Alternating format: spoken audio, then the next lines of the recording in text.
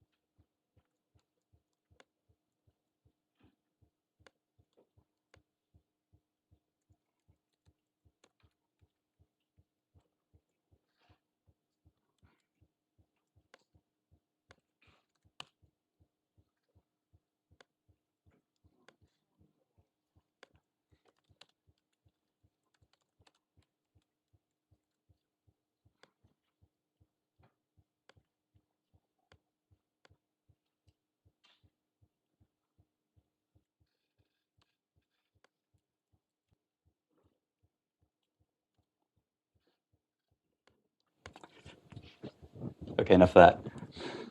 So, say you're a scientist. So you're a scientist, you're working on like really important science, and you're doing your experiments and you're getting back data. You need to understand this data, and you know that one of the best ways of understanding anything is to turn it into a picture. So you're a scientist and you need to visualize this data, and today you have three options for doing that. One thing you can do is to use a chart generator like Excel, MATLAB, R, where you put in your data, you press the bar chart button, it gives you a bar chart. Option two is you can just draw a picture using pen on paper, using an Illustrator, Photoshop, a direct manipulation drawing tool like that. Or option three is that you can write code using D3 or processing or OpenGL or anything like that. You write code and that generates a picture. So you're a scientist, you need to visualize your data. Those are the three options you have, and all three of these options have big problems. And I believe that being limited to these three options is limiting the thoughts that our creative scientists can think. So let's take a look at each one of these, starting off with something like Excel. If you want a bar chart, Excel will give you a bar chart. If you want a scatter plot, Excel will give you a scatter plot. But as a creative scientist, you don't want a bar chart or a scatter plot. What you want is freedom. What you need is the flexibility to create the pictures that best represent your thoughts and your ideas. And that's not going to fit into some generic form like a bar chart or scatter plot. So here's an analogy. Imagine you're a scientist and you make some amazing discovery and you want to write a paper to communicate your discovery. So you fire up Microsoft Word and it gives you the scientific paper template, which is a completely pre-written scientific paper, fixed structure. All you have to do is play Mad Libs and fill in the blanks with the details of your work. This would be absurd, right? We can't convey our thoughts and ideas in a fixed structure like this. We need the freedom to be able to create our own sentences. And that's really exactly the same situation as this. It's this completely fixed structure, and you're just kind of filling the blanks with your data. This might seem like a far-fetched analogy because we all understand the expressiveness of language. We all understand, of course, we have to be able to write our own sentences. But I think culturally, we don't really understand the expressiveness of information pictures. I think a lot of people think, well, how many types of visualization are there? There's like 4, right? And it's kind of a meaningless question to ask like how many types of visualizations there are. It's like asking how many pictures are there? How many sentences can there be in the world? Every idea can have its own unique sentence. Every thought can have its own unique picture. Richard Feynman revolutionized our understanding of quantum physics with these diagrams, which became known as Feynman diagrams. He didn't just like go to Microsoft Excel and find the pull-down menu that said Feynman diagram. He invented these things. So in the same way that we invent every sentence that we write, we need to be able to invent every picture that we draw to explain our thoughts. So these chart generators, let's forget about them. They're not expressive enough to allow us to explore our ideas. So that brings us to the next option, which is drawing a picture. This is basically the only option 30 years ago. 30 years ago, every scientist, engineer, they had their stack of graph paper and they had their pocket full of pens, and when they wanted to see a visualization, they just kind of drew it out. And there's this wonderful freedom and directness to drawing. So, let's say, for example, I run my experiment and I get back some data, and so I can say, well, there's these two variables which seem kind of related, so I'm going to plot one against the other as a kind of scatter plot like this. But the order that these samples were taken also matters, so I'm going to connect them up with a line like that. And each one of these samples actually has a width, a radius in one of the variables, which is kind of different for every sample, which I kind of need to see like that. And for this experiment, it's important to know whether these widths actually cover the entire range or if there's gaps. So maybe I'll take this and kind of, fill in that, and that sample covers that range, and that one covers that range, and kind of do it like that. And, I can see, okay, there's this gap right here that wasn't covered by any sample, and this gap right here. And Excel can't draw that. This doesn't even have a name. It's just something that kind of came out of my thought process. So being able to do this kind of direct drawing is, it's really flexible, really expressive. The downside, of course, is that you have to draw this by hand. So if I get a new data set, I have to crumple this up, throw it away, draw it again. If I want to look at a log scale, or like this should be green and that should be red, throw it, I crumple it up, throw it away. Also being forced to draw everything by hand kind of puts an upper bound to the complexity of our pictures. We're only able to explore things that are kind of enough for us to draw by hand. Of course, nowadays, nobody uses graph paper anymore. We all use computers, and we have similar direct manipulation drawing tools, things like Photoshop and Illustrator, where you can create that same picture, but it has exactly the same downsides that when you're drawing it in Illustrator, it's a one-off for that particular data set. You get new data, you have to throw away your Illustrator file and draw it again. So that brings us to the third option, which is coding. So we say, we can't have these static pictures that we're drawing in Illustrator. We need something dynamic. We need a dynamic picture where we get new data and the picture changes. And as soon as you say that, as soon as you say, I need dynamic behavior, I need something that changes, you have to throw out all of your direct manipulation tools and start working in this stuff. As soon as you say, I need dynamic behavior, then you're no longer drawing, you're programming. And here's a definition of programming, which I kind of like. Programming is blindly manipulating symbols. And this is a very precise definition. There's two parts to this definition. One, blindly, meaning that we can't actually see the picture that we're drawing. So that code in the background might draw that same chart I was showing, but I don't see the chart. When I'm writing this code, I have to imagine the chart in my head. You can't actually see what you're doing. So we're working blindly. We're also manipulating symbols instead of manipulating the picture itself. If I wanted to add something to that chart, like if I wanted to add marginals, I would just take my pen and add marginals in the margin. Here I'd have to find the right code. I'd have to figure out what variables are doing what. It's very indirect manipulation. I'm not directly manipulating the picture. I'm indirectly manipulating it through this layer of symbols. There's these visual languages which aren't any different. Quartz Composer or Max MSP or Scratch. You're still blindly manipulating symbols. You can't see the picture, and you're not directly manipulating the picture. So I don't care whether your symbols are in text or they're in little boxes you drag around. You're still blindly manipulating symbols. So those are the three options that we have available today. So you're a scientist. You want to visualize your data. You can use one of these chart generators that's not expressive enough to let you explore your thoughts. You can draw a picture, but it's not dynamic. Or you can code up a dynamic picture, but you're not drawing, you're blindly manipulating symbols. So what if there was a fourth option? What if there was a way of creating pictures through direct manipulation, but pictures that were dynamic? So something like, I have my data, create some variables here, and drag in some data. And say, I kind of want to initially just plot them one against the other like a scatter plot, so I'm going to draw a rectangle here and scale the width by one of the variables and scale the height by the other variable. Put a little dot here at the end. And I want to iterate that across all of them, so I just loop that, and it goes through and does that and does that and does that, and now we have our scatter plot, except I want to connect them up with a line so I can see what order they're in. What I'm going to do is draw a line from the previous sample to the current sample. I want it to be orange.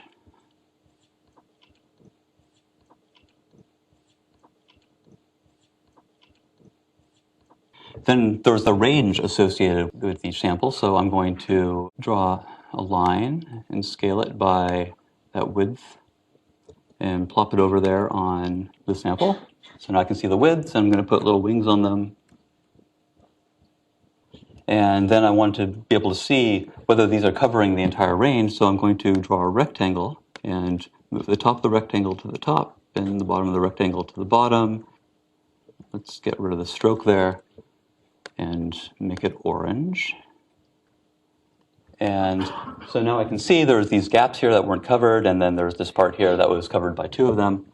And then I can say, well, I'm kind of losing track of the order that these are going, whether it's going in that direction or going in that direction. And maybe instead of connecting them with lines, I should use arrows. So I'm going to just draw an arrowhead. I'm just kind of freehanding it here. And plop it over here on the sample point and rotate it by, rotate it by whatever the angle of that line was. And so now I've got my arrows. Oh. Make them orange.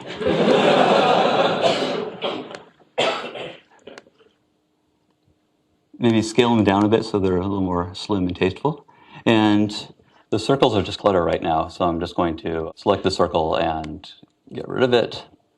So I created this thing by direct manipulation. I created this thing by directly manipulating geometric objects on the canvas, just like using Illustrator. If I want to add anything to it, like say I want to see some marginals, I just take the line tool and I draw my marginals. And if I want to see marginal on this side, I just draw the marginals, and there they are. I didn't have to ask Microsoft's permission to see my marginals, and I didn't have to find the right code to type in to see the marginals. I just drew them with the line tool. So direct manipulation drawing, just like using Illustrator. The only difference here is this was driven by data. So I drag in a new data set, the picture changes. Drag in a new data set, the picture changes. Or if I go into the data and just dial this number up and down by hand, the picture changes. So direct manipulation drawing, but it's driven by data and parameters. In the second half of the talk, I'm going to talk a lot more about how this tool works. But first, I want to talk a little bit more about why it matters. Actually, I'm going to let Alan Kay talk a little bit about why it matters. Here's Alan circa 25 years ago. Some interesting work in the literature of creativity. One of them was by Jacques Hadamard, the famous French mathematician, who in the late stages of his life decided to poll his 99 buddies, the other who made up together the 100 great mathematicians and physicists on the earth, and he asked them, how do you do your thing?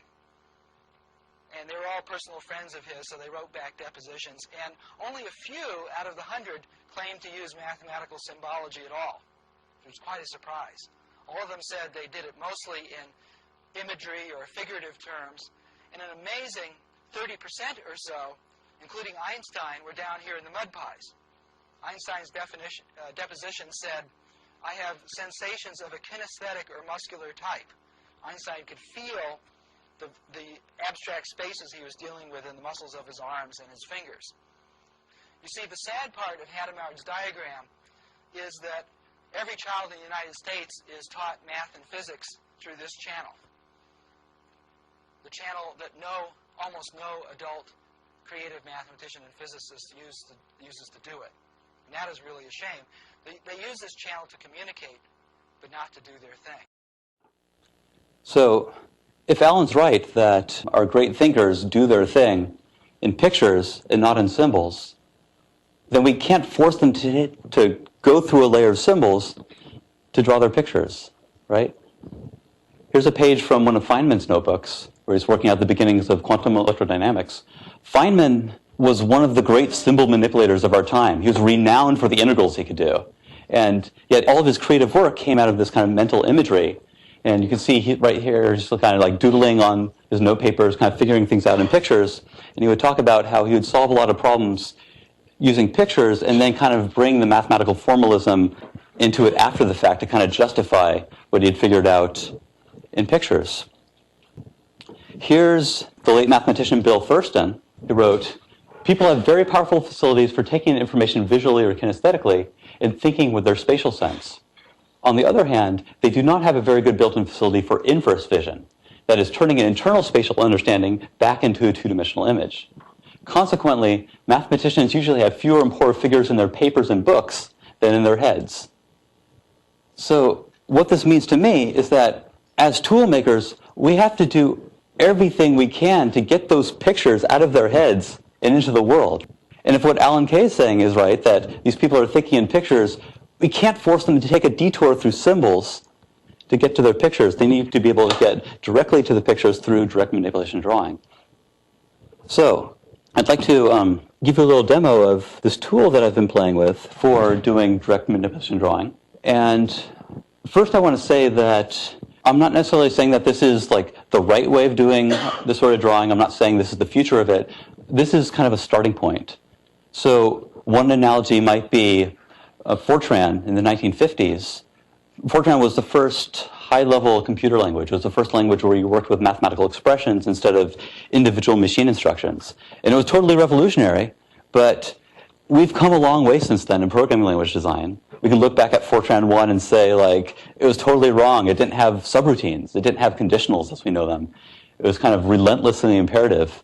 But it was a starting point. It was kind of this simple and straightforward starting point that could grow into everything we know about programming languages today. And so that's kind of what I'm aiming for in this project, is not to necessarily to find the right way of doing dynamic drawing, but to provide a starting point where we can explore what it means and what can be done with it, and then we can figure out how to do it best maybe over the next few decades. So here's how this tool works. There's this section up here labeled pictures, and these are just where I have the pictures that I've drawn. I can select them and edit them. And then the picture I'm editing has a sidebar over here, and there's 3 panels in the sidebar: data, steps, and measurements. And you can think of data as the input to the picture, and then steps is a procedure that we go through to generate the geometry, and then measurements is kind of the output of the picture. So input, procedure, output. The best way to think of this data panel is it's kind of a little spreadsheet where you can like work with numbers and get the numbers you need to generate the geometry. To take a particular example, let's say that we're analyzing a solar power installation. So we've got this solar power system, and it has a number of panels. It has 600 solar panels. So I'm going to create a variable called panels, and it's 600. And we're going to be generating power kilowatts per panel, and say 0.2 kilowatts per panel. And so our total power in kilowatts is going to be the number of panels times kilowatts per panel, which is 120. So we're just defining these variables as expressions, and these are constant expressions, and here's an expression that depends on other variables. It's all completely declarative, like a spreadsheet. When anything changes, all the other things change. The order doesn't matter, it just follows dependencies. These are scalar variables, and then down here we can have array variables. Here's the default one that was given to me. It's just an array that has 1, 2, 3, 4, 5 in it. I can like drag this off and use the current value of the array, or I can hit on this little triangle, and these are different reductions that I might want to use. Get the minimum item, the maximum, the sum of them, drag those off and use it. For this particular example, the solar power example, our power here in kilowatts is the power we're generating if it's sunny.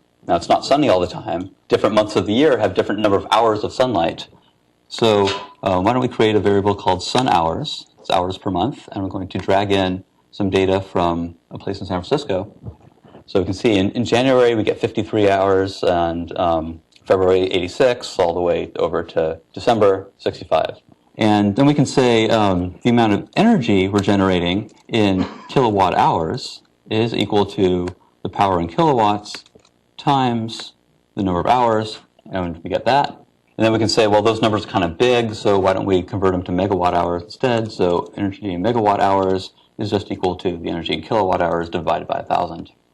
So in the same way that I'm working with scalar expressions, I'm working with array expressions. I can add arrays together, add them to scalars, that kind of thing, and everything kind of works out. So this data panel, we're working with numbers. It's completely declarative. The order doesn't matter. It just follows dependencies and figures things out. And we're specifying things using mathematical expressions.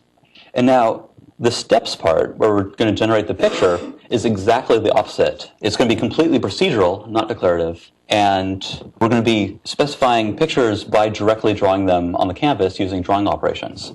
And the drawing operations are right here in a little cheat sheet. We can do things like draw a line, draw circles, we can draw rectangles, we can scale things, rotate things, and really that's about it. Everything we're going to do just comes out of those basic operations of drawing shapes, scaling, and rotating them. This is just like a standard vector drawing tool like Illustrator with just two extra ingredients. The first one is that every drawing operation we do records a step over here in this procedure. So you can see I drew a line, I drew a circle, I drew that rectangle, I scaled it. Everything I do records a step. You can see the step it recorded up here, scale rectangle around its top left by 72%. If I don't want it to be 72%, I can use the scale tool and just change that. I can also go up here and just drag that number up and down. Or it can be an expression. So I can say, well, maybe I should scale it by whatever the number of panels is divided by 500. So now it's an expression driven by this data. When the data changes, that scale is going to change. So that's how we're getting dynamic geometry. These steps that we record can be parameterized by data. So that's kind of the first extra ingredient. The second ingredient has to do with snapping. When I start drawing these little yellow dots up here on the canvas, and I can snap to like the bottom of the circle or the bottom of the rectangle or anywhere I like. This is totally standard. Every drawing tool in the world has snapping. Here it's used in kind of a special way. So here when I snap to the bottom right corner, the operation that it's learned is draw a line from the canvas's bottom to the rectangle's bottom right. That means it's going to draw the line to the bottom right of the rectangle wherever that bottom right happens to be. So if the data changes, then the size of the rectangle is going to change, then where the line is drawn is also going to change. So snapping is how we establish relationships between the geometric objects. Let's go back to our solar energy example. We have here this energy in megawatt hours across the year. Let's start off trying to visualize that with a simple bar chart. So what I'm going to do is I'm going to draw a rectangle across the canvas, and I'm going to scale down that rectangle to be the width of one bar. There's 12 data points. It should be scaled by 1/12. Except there's 12 data points right now, but maybe later I'm going to add more data, remove more data, so it really should be 1 over the number of data that we're plotting. So I have this rectangle here, and I've turned this rectangle into a guide. That's why it's in blue. And an object that's a guide doesn't show up in the final picture. It's just a temporary variable. It's something I'm using to construct the picture. So I drew that guide, and now I'm going to fill it with a rectangle just by drawing a rectangle from one corner to the other. And that's going to be a bar. I'm going to scale down that bar by whatever the current data is divided by whatever the maximum is. So whatever the maximum in that array is going to get scaled to the top of the screen, and everything else is kind of scaled proportionally to it. So I drew my rectangle, I scaled it down, and now I'm going to take this guide and plop it over next door. And now I just want to do that again and again and again. So I just select those 3 steps where I filled the rectangle, scaled it down, moved the guide over, and I loop that. So it's going to fill it, scale it, move over, fill it, scale it, move over, and so on and so on and so on, all the way through, and now we have a bar chart.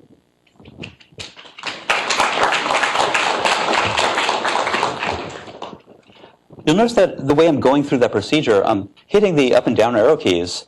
So I'm like starting here, hitting down arrow, down arrow, down arrow. If I hit down arrow here, it loops back around because up and down is actually following the trace of the dynamic execution of the procedure. So that way, if I don't understand how a picture was drawn, I can just follow exactly what the computer was doing and see, okay, here's the step where things kind of messed up. So I can go up and down through each individual step. I can also hit left and right to go to previous and later iterations staying on the same step.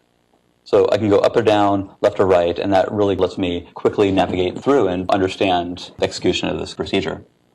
So I've drawn my bars. Now I think I'd like to label them with the values. So I'm going to just use the text tool and draw some text across the top.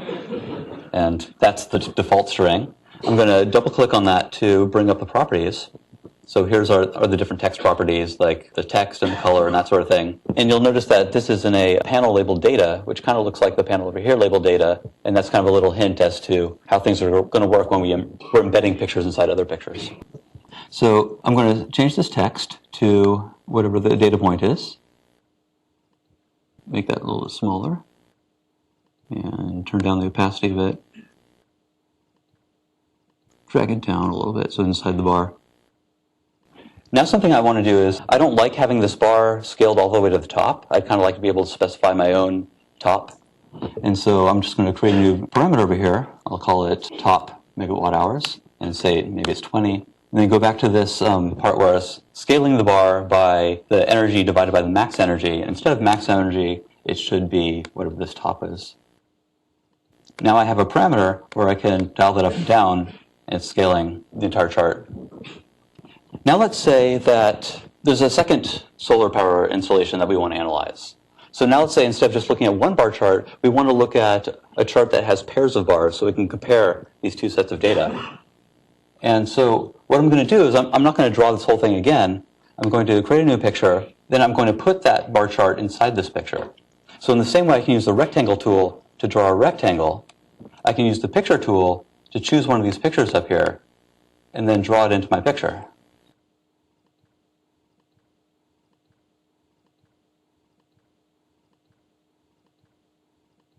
So I drew that picture, and then I would want to draw another picture on top of it, but I don't want it on top. I kind of want the bars to be skinnier and like have pairs of them. So I'm going to go back here.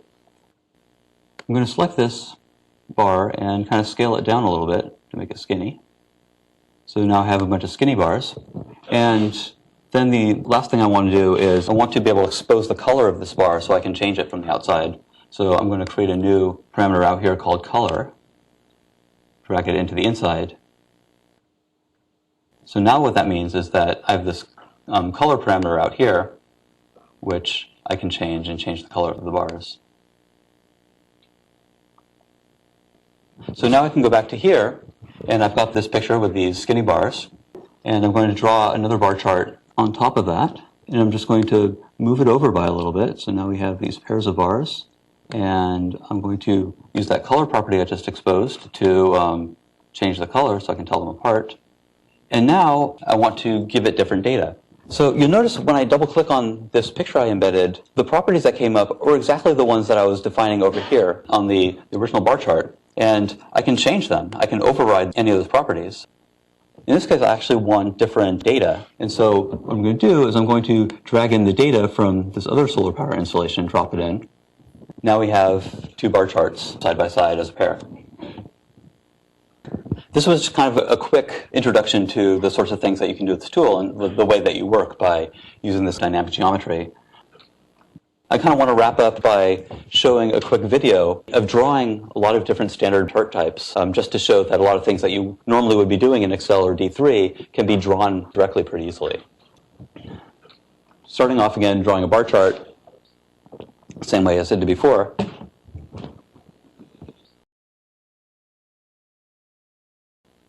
You notice that all the things I'm creating here, because you can embed them in other pictures and you can override their parameters, they can be used as components. So I drew a bar chart, and now I'm going to be drawing two bar charts, one plotting the sum of two arrays in the background, and one plotting another array, and that effectively looks like a stacked bar chart. So I can adjust the pink, or I can adjust the blue. I'm going to draw a line chart, which is exactly the same as a bar chart, except I just hide the bar and draw a path from one bar to another. So there I'm drawing the path. I'm going to turn off the fill. Here I'm playing with the data just to show that it's all dynamic. A multi-line chart is just two line charts on top of each other.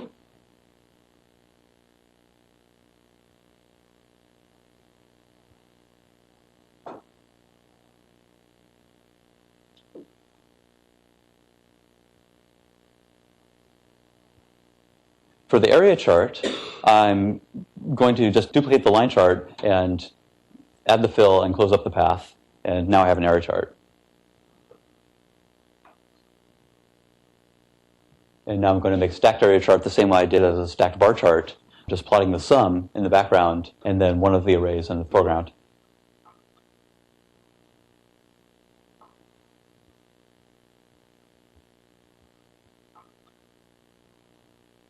Pie chart.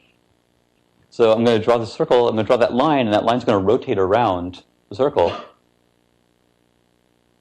going to just draw a path, kind of trace a path around that wedge. And the color I'm going to use is going to be dynamic. It's going to use an expression so that every wedge has its own color.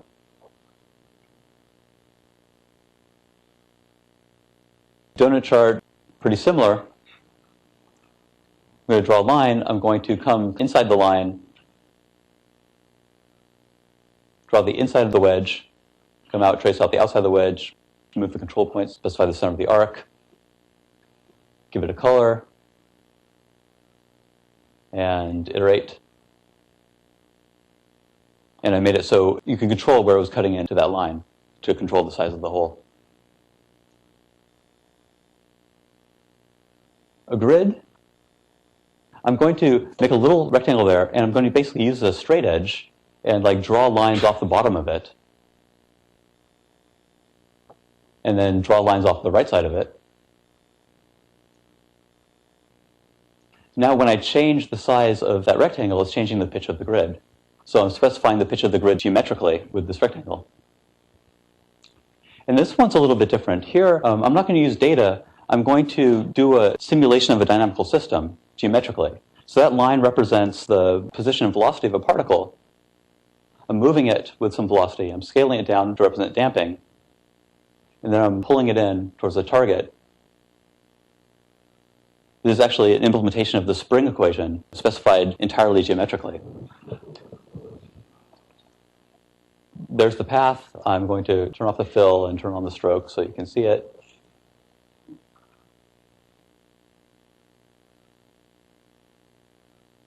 And then I'm going to change the initial velocity and change the stiffness of the spring, change the damping. So I didn't talk about that sort of thing very much in this talk, but there's another talk I've given called Stop Drawing Dead Fish, which deals a lot more with this sort of simulating dynamical systems using geometry. So to sum up, you're a scientist, you're doing experiments, you're getting data, you need to visualize that data, and today your three options are to use a chart generator like Excel, which doesn't have the expressiveness to allow you to explore your thoughts. You can draw a picture, but it's not dynamic. Or you can code up a dynamic picture, but then you're not drawing, you're blindly manipulating symbols. And if Alan Kay is right, that all of our great thinkers think in pictures, not in symbols, we can't force them to make a detour through symbols to get to their pictures. We need direct manipulation drawing of those pictures.